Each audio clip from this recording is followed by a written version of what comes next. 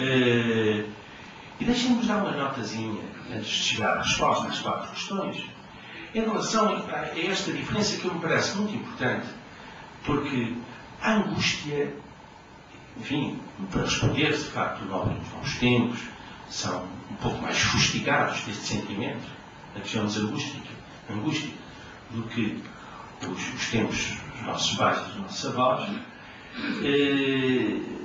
Nós podíamos fazer a pergunta de um outro jeito. E também a ansiedade é mais? É menos? É igual? Bom, a ansiedade é igual. Porque a ansiedade e a angústia são coisas diferentes. Realmente. A ansiedade é uma sensação.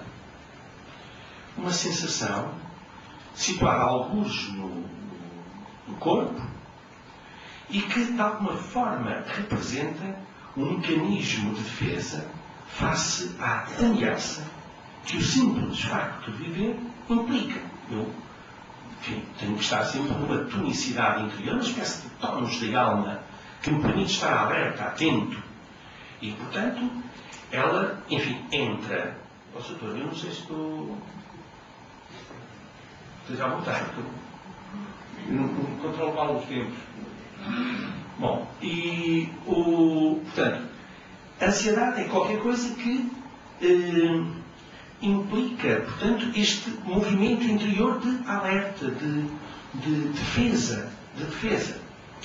É evidente que quando falham os mecanismos adaptativos, então ela explicita-se no corpo, corporalmente, através de quê? Olha, por exemplo, de sinais neurovegetativos, os mais variados, sudorese, taquicardia, enfim, um sentimento de peso nas pernas, opressão pré-cordial, enfim, toda essa ansiedade por ar, não é, que todos nós experimentamos e conhecemos. E ao nível da alma, também tem uma explicitação própria.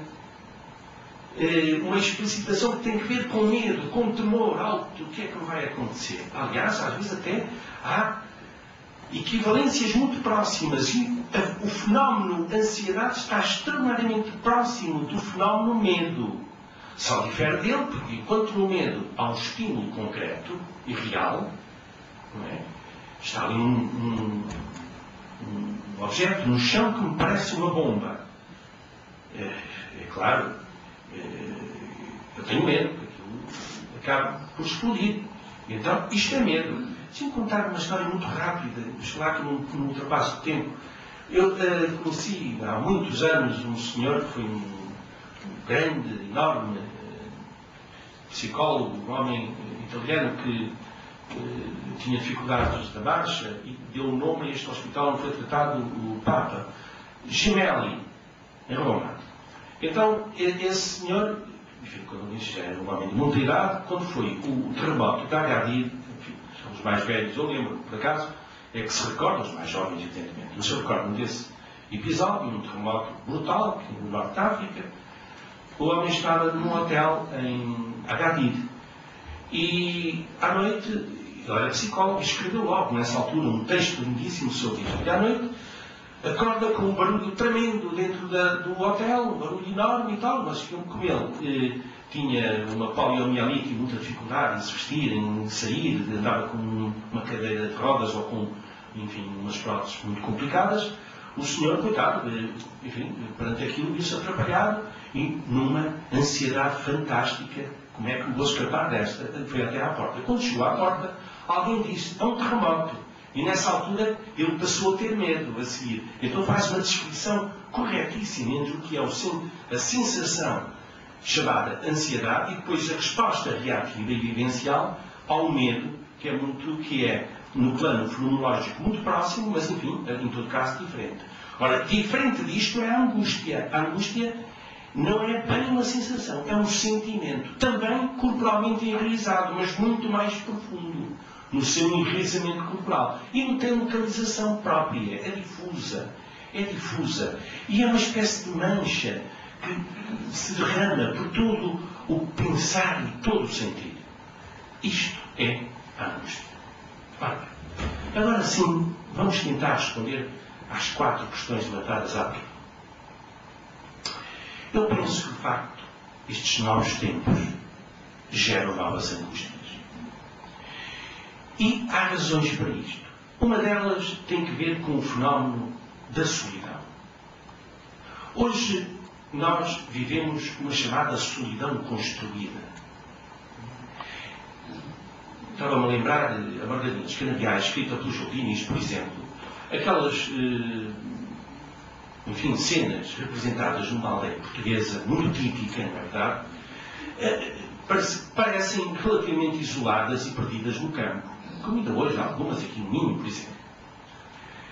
No entanto, aquelas gentes, por mais isoladas estejam, não estão sós. Estão acompanhadas pelos amigos, pelas amigas, pelos cães, pelos gatos, pelas galinhas, pelo próprio ambiente. Há uma relação que unívoca com tudo e com todos. Ora, o que acontece hoje? Hoje é uma espécie de solidão construída pelo próprio homem. Desde logo, muito alicerçada nos fenómenos de comunicação. Nós hoje somos uma espécie de esferas que tocamos tangencialmente noutras esferas que passam ao nosso lado.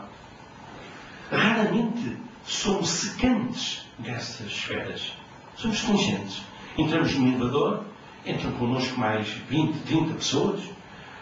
Moramos até num edifício onde moram mais 40 ou 50 pessoas. Não conhecemos quem mora lá em cima, quem mora cá em baixo. Trocamos alguns sinais convencionais. Boa tarde, bom dia, está chover, está sol. Olha, não tenho visto o filho, não tenho visto a filha. Perdi a minha bicicleta, enfim, tudo isto. Mas são sinais vazios, que não têm repercussão emocional no interior de cada um de nós.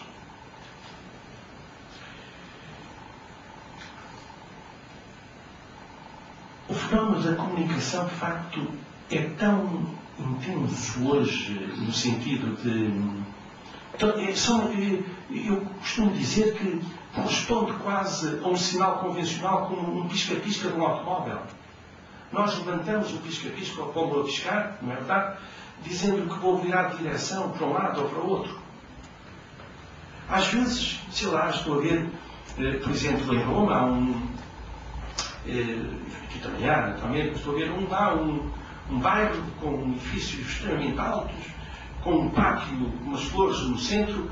Para aquele pátio estão 300, 400 varandas, onde as pessoas vão à tarde, olham cá para baixo, mas as pessoas estão absolutamente sós, isoladas.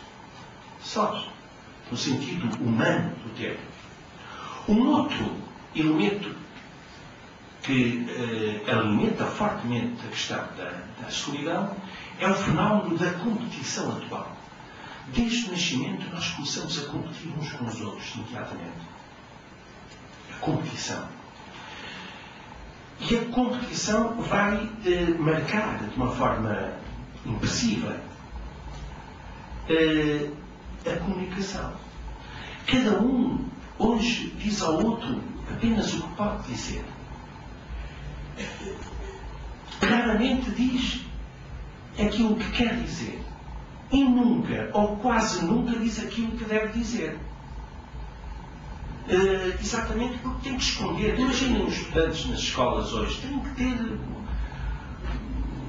Oxalá que isto mude, oxalá que mude, mas, enfim, eu peço perdão aos colegas que estão aqui, mas as notas, como sabem, nos internatos médicos variam entre 18,5 e 19,5.